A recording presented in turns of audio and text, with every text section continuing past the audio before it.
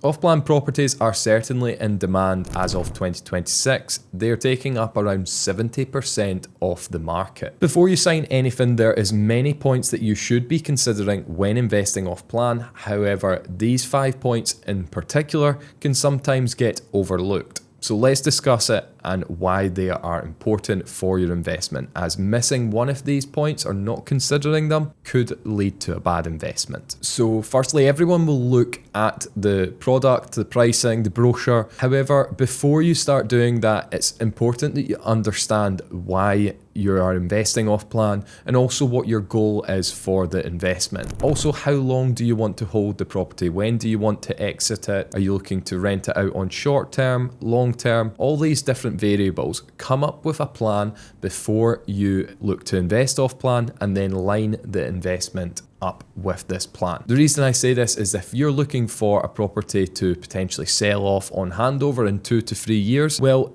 buying somewhere that is a long-term play, such as maybe potentially Dubai South, might not work for that. There's areas that would be a much shorter term play that you could make more appreciation potentially in that time frame. So definitely consider why you're looking to invest before you do anything. Secondly, there is now many developers in the market. There's over 150 active developers across Dubai, and these developers will be launching projects on different payment plans. So it's important to consider the location that you're looking at, what other developers are there, and what payment plans are being offered. A more established developer such as Emaar is likely to offer apartments on an 80-20 payment plan, meaning 80% during construction and 20% on handover, whereas less established developers that may have a lot of upside may offer something more attractive, such as a 50-50 payment plan, or potentially even less than this. So do your due diligence and understand what developers are in the location that you're looking to purchase, as it will make a massive difference on your capital that's invested. Your return on equity in the project may be far greater if you're on a 50-50 payment plan as to whether you're on an 80-20, especially if you're looking to exit on handover. The next one is one of the most overlooked aspects in my opinion, and that is scarcity and supply. So understanding what supply is coming to the location that you're purchasing in is a huge factor. So yes, the building may look attractive on the brochure and be at a good price point for the location that you're purchasing in.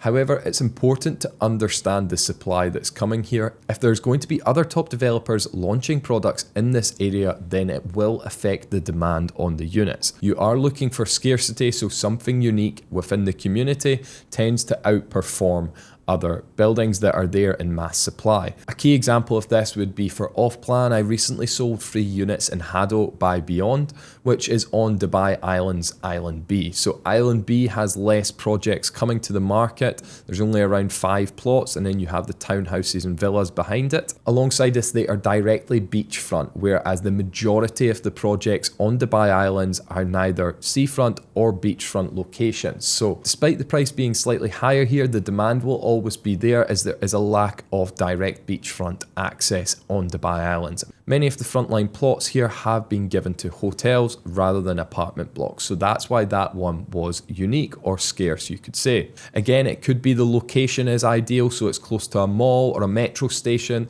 That can add value, or potentially the unit sizes. So if the location typically has 1 bedrooms around 600-700 square foot, but these apartments are going to be launched at 900 square foot, then you offer something unique in the community. Keep this in mind. You do not want to have a unit that there is several other options on the market, decreasing the value and demand of the property. When investing off plan, it is important to understand the infrastructure that is coming to that location that you're investing in. With off plan, you're looking for areas that are premature, and if they do have a large amount of infrastructure that is going to come to add value, then this will increase your property value. The infrastructure that we're referring to can be road access, metro lines, malls, hospitals, schools, potentially amenities such as a golf course or beaches. All this can add value to your off-plan, so definitely check what is in the pipeline for the location that you're purchasing in, and make sure that it's confirmed and it's not just rumours, as this might already be slightly priced into the property that you're purchasing in, whereas if it's confirmed, then you know it is definitely coming and you're not going to have any drop off in price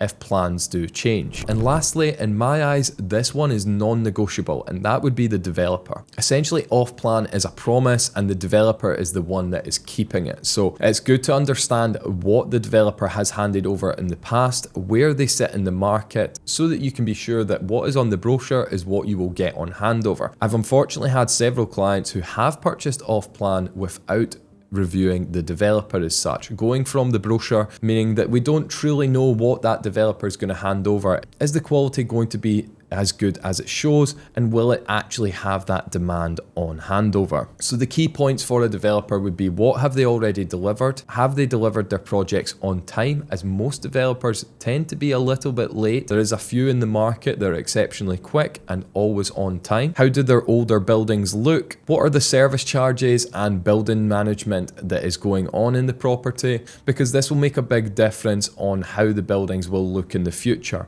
The main point to note here is that if the developer has a strong record, then your risk drops substantially. Whereas an unknown developer, you're taking a lot more chances in terms of what may potentially hand over. Whereas with a less known developer, you're taking a lot more chances in terms of what will potentially be given to you on handover. These 5 points will help you when investing off plan and make things a lot clearer for you. However, if you are looking for more information, then book in a call with me on the link below and we can discuss this further.